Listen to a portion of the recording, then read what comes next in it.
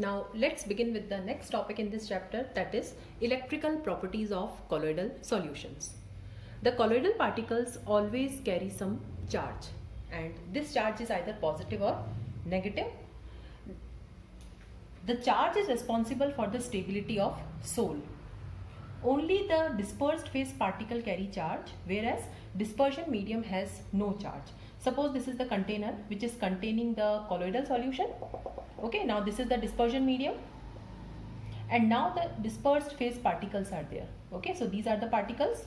Now this concept says that the dispersed phase particles carry charge. Suppose the particles are carrying positive charge, so all the particles will be having some this same positive charge, and since all the particles carry same charge, these will repel each other and they will not stick to each other. So sol will remain stable. Okay, so what is the reason? Since all the particles carry same charge, the particles will never stick to each other. So this is all about the electrical property. Now dispersion medium is neutral. Okay, suppose your dispersion medium is water, so it will not carry any charge. Now one important question comes in our mind, that how does the charge appear on the particles? Why the sol particles are acquiring charge? Okay, what is the reason for the development of charge on the colloidal particles? That we are going to discuss. Now let's discuss the examples of positive and negative sols. Okay, afterwards we'll discuss that what is the reason for development of charge on the colloidal particles. Now these are the examples of positive sols. Hydrated metal oxides such as Al2O3.XH2O or Fe2O3.XH2O, aluminium hydroxide or ferric hydroxide, hemoglobin, titanium oxide sol. So these are the examples of positive sols, and these are the examples of negative sols. Metal sols like gold, copper, platinum, silver, arsenic sulfide sol, the sols of starch, gum, gelatin, clay, charcoal. So these are the examples of negative sol.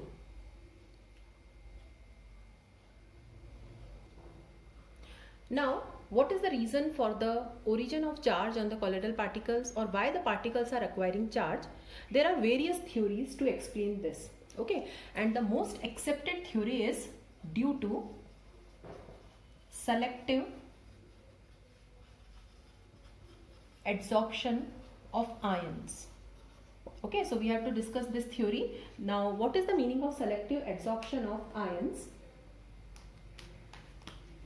Now this theory says that the particles forming the dispersed phase adsorb, okay, here adsorption is there, adsorb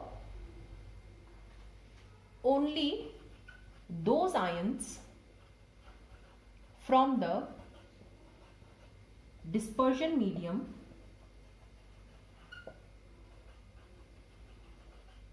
which are common with lattice ions.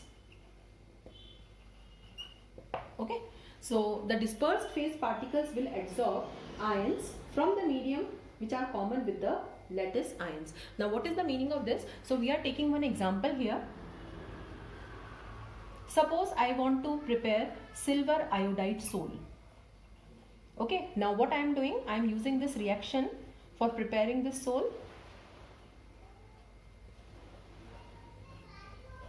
Okay, so this sol will be formed here plus KNO3. This is the byproduct. Now what I am doing, in the container I am taking silver nitrate.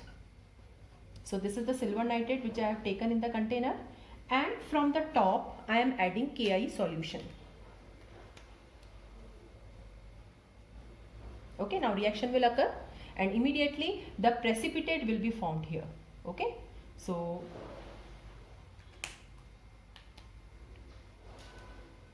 this is the precipitate which is formed here, and this precipitate is of AgI. Initially a PPT is formed and afterwards the PPT will change into sol. So as soon as I add Ki to the container, immediately I will find that the AgI PPT is forming. Okay, now I will stop adding Ki. Now there is precipitate of AgI. So this is the precipitate of AgI now. The particles are sticking to each other. So this is AgI PPT. Now what is, I have stopped adding Ki. So Ki is limited now. What is in excess? In the container silver nitrate is there. So AgNO3 is in excess. And since AgNO3 is in excess, so what is the common ion? Ag plus ion. It is common. Okay. So this Ag plus ion is common with the lattice ion. So what the particles will do now? Now peptidization will occur and the particles will adsorb Ag plus ions. Okay. So this way the particles will acquire positive charge. All the particles will acquire positive charge like this, and the Sol is formed. Now this Sol is AgI oblique Ag plus Sol. So if we prepare silver iodide Sol by this way, then the particles will acquire positive charge.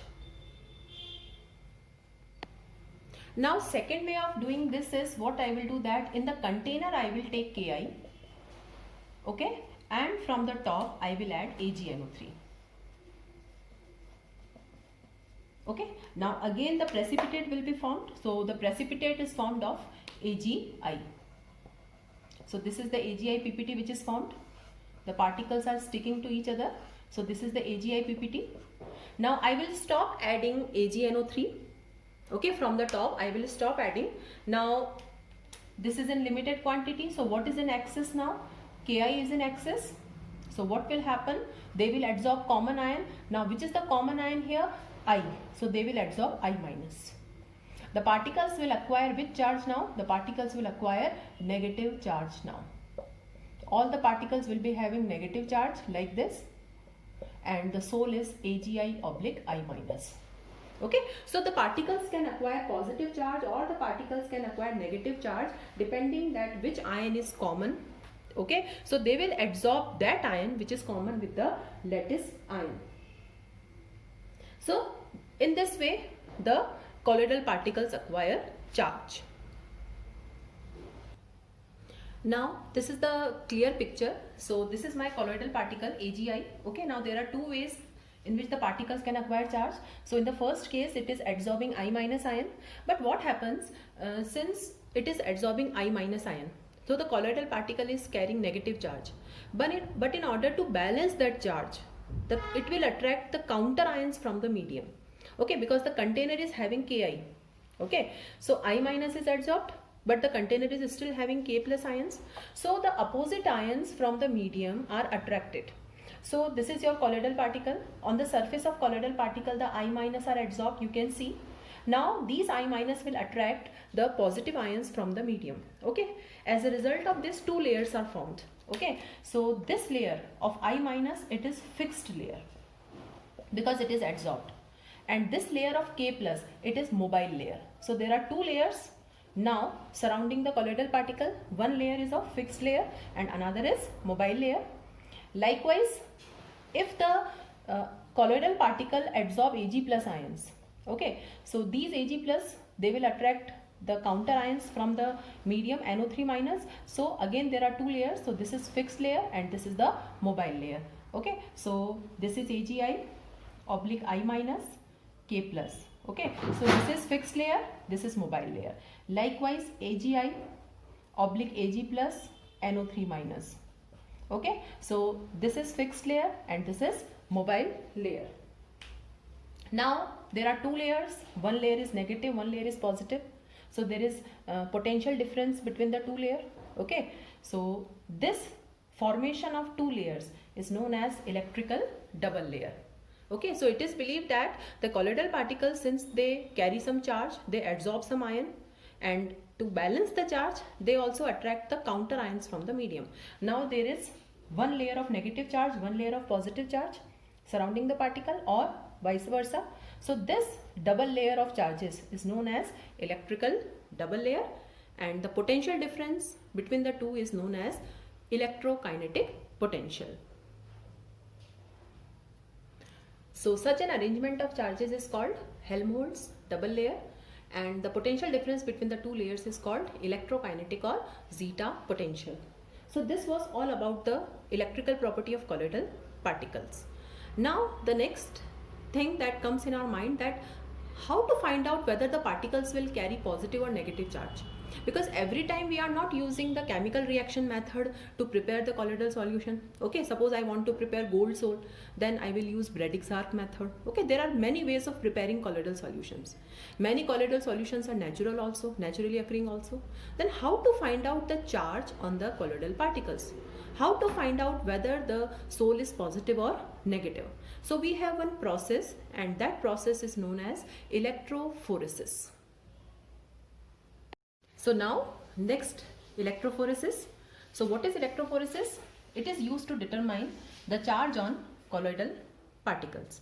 Okay, so what is done in electrophoresis? We take a U-tube. Okay, this is a glass U-tube, and this U-tube is fitted with 2 platinum electrodes. Okay, now these are connected to the source of electric current. Now in this U-tube will fill the colloidal solution whose charge we have to determine. Okay, and now current is passed. So what will happen? The phenomenon of movement of colloidal particles under the applied electric field. So as soon as we pass the current, the colloidal particles will move. If the particles have positive charge, okay, suppose the colloidal particles are positive, so definitely they will move toward the negative terminal like this in this diagram. And if the particles have negative charge, they will accumulate around the positive electrode. Okay, now when the positive particles accumulate around this electrode, they will stick to the electrode and are precipitated here. This phenomenon is known as electrophoresis. And how we'll find out? Now the colloidal solutions are generally colored, and if they are not colored, they are white. Okay, so decrease in the intensity of color. So before electrophoresis, the intensity of color will be same in the 2 limbs of the U-tube. But suppose after electrophoresis, if the intensity of color increases this side, it means the colloidal particles has moved to this side. So by just observing the change in the intensity of color, we can find out that whether the particle is positive or negative. So this is all about the electrophoresis. Now the next topic is coagulation of colloidal solution. Coagulation, or we can also call it precipitation or flocculation. Now what is the meaning of coagulation? Now this is a container which is containing the colloidal solution. Now these are the colloidal particles. Now the particles are having same charge. Okay, and because the particles have the same negative charge, they will repel each other and they will not stick to each other. Means the sol is stable. A small amount of electrolyte is necessary for the stability of sol, and this we have seen just now, that because of the presence of small amount of electrolyte, the colloidal particles will absorb the common ion. Okay, for example, we have seen that in silver iodide, it has absorbed I- or it has absorbed Ag+, depending upon which is in the dispersion medium. So the small amount of electrolyte is necessary for the stability of sol. But suppose if we add excess of electrolyte, then what will happen? The charge on the particles is neutralized. So this is my sol, and suppose to this sol if I add some electrolyte means acid, base or salt. Now the electrolyte has positive as well as negative ion. So what this electrolyte will do? The electrolyte will provide opposite ions. So since it is negative, so this negative will be neutralized by the positive charge from the electrolyte. Now this negative charge is neutralized now. Now the particles are not having any charge. They will stick to each other. They will come close, and ultimately they will settle down under the influence of gravity. And this phenomenon is known as coagulation. This is just reverse of peptization, because in that we converted precipitate to sol. Okay, by providing charge to the particles. Here we are removing the charge from the colloidal particles. This is known as coagulation of colloidal solution. Conversion of milk into curd, milk to cheese, paneer. These are all the examples of coagulation of colloidal solution.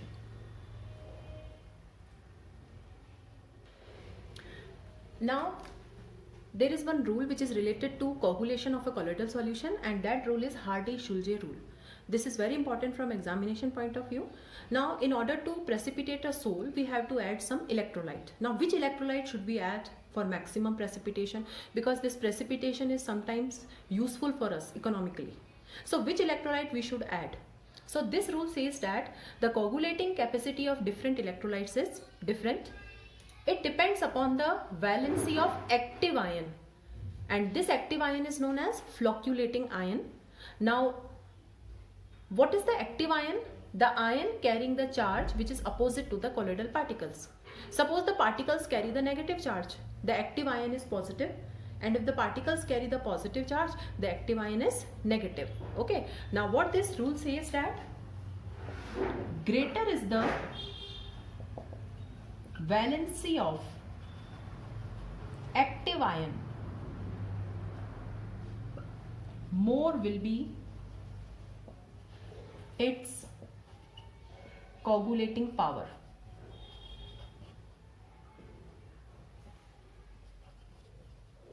Okay, so greater is the valency of active or flocculating ion, more will be its coagulating power, means it will cause more and more precipitation of a colloidal solution. Now we'll take some examples. Suppose we have negative soul of arsenic sulfite. Now the electrolytes which we can use are AlCl3, MgCl2 and NaCl. All the three will cause coagulation, because what is Hardy-Schulze rule? The colloidal particle is coagulated by adding some electrolyte, because the electrolyte provides the opposite charge. Since it is negative soul, now positive charge is here also, here also and here also. So all these electrolytes can cause coagulation, but which will cause maximum coagulation? So what is the active ion? Here it is Al3+, it is Mg2+, and it is Na+. So greater is the valency. So what is the coagulating order? This. Okay, Al3+ means AlCl3 will cause maximum coagulation, and NaCl it will cause, but coagulation will be less. Likewise, for a positive soul, we have these electrolytes. So these are the active ions. Now here the active ion is FeCN6 4-, here it is PO4 3-, here it is SO4 2-. So which will cause maximum coagulation, which is having highest valency? This. So this is the coagulating order. Okay. So this was all about coagulation of a colloidal solution.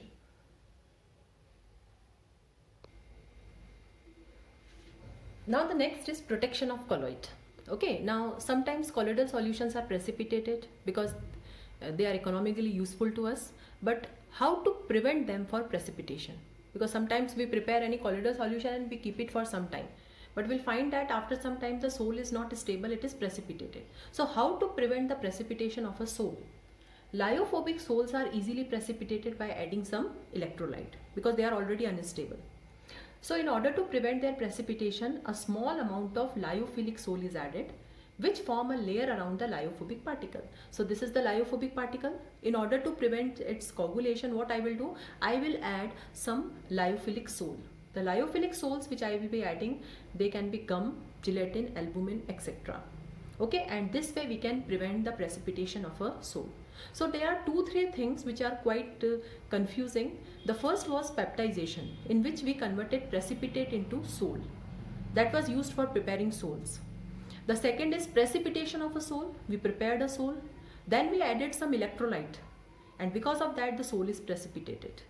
And the third is protection. If I don't want the sol to get precipitated, I have to use the protection of colloid, means I have to add some gum, gelatin, albumin, lyophilic sol, so that it is not precipitated easily.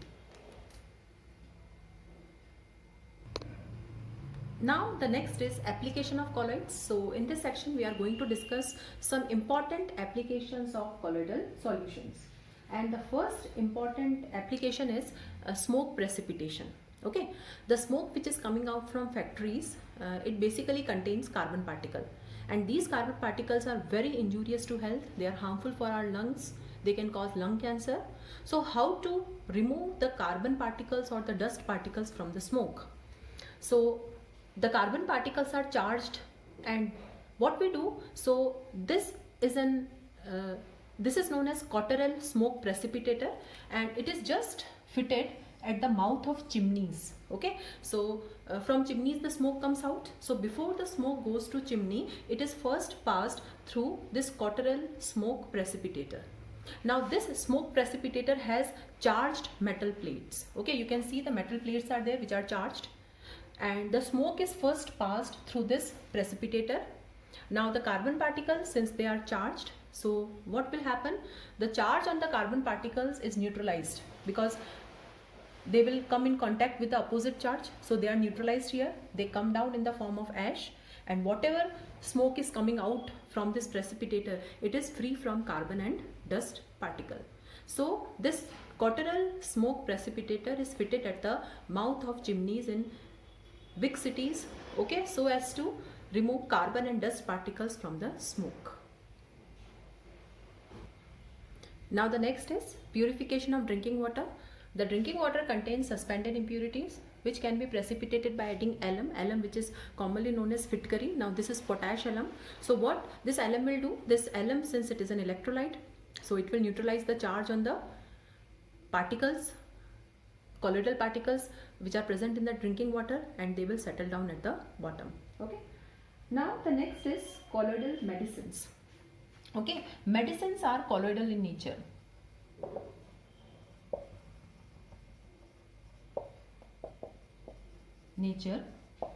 Now why the medicines are colloidal in nature? Because the colloidal particles have large surface area as compared to true solution. The particles are large in size.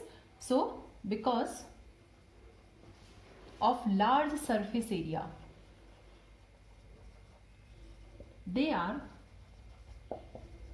easily assimilated in our body. Okay, so their assimilation means their absorption occurs fast as compared to other particles. So they are colloidal, means their surface area, they are larger in size, the particles are large in size, and because of the large surface area, the process occurs quickly. Now what are the examples of colloidal medicines? Milk of magnesia, which we know it is used as an antacid. Okay, antacid means for cure of acidity. Colloidal gold is used for intramuscular injections.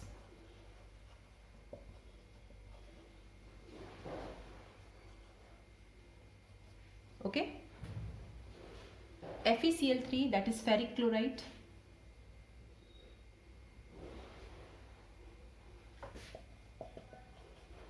is used to stop bleeding from cut or wound. Okay, again blood is a colloidal solution. Okay, so FeCl3 is an electrolyte. So when we apply FeCl3 to a cut or wound, so what FeCl3 will do? It will coagulate the blood particles. Now next is artificial rain. Now what is artificial rain? Clouds are the colloidal solutions of water droplets in air. Okay, now these water droplets are charged, so the water droplets are away from each other. Okay, so this is suppose cloud and these are the water droplets. Now artificial rain can be caused by spraying colloidal dust or sand over the clouds through aeroplane. So what will happen? So if we spray some sand particles or dust particles which are charged, so what the dust or sand particles will do, they will neutralize the charge on these water droplets, because the water droplets are having some charge in the clouds. Now the charge on the particles is neutralized. These water droplets will condense and ultimately they will come down in the form of rain. So this is the main concept behind artificial rain. So these are few important applications of colloidal solutions in our daily life.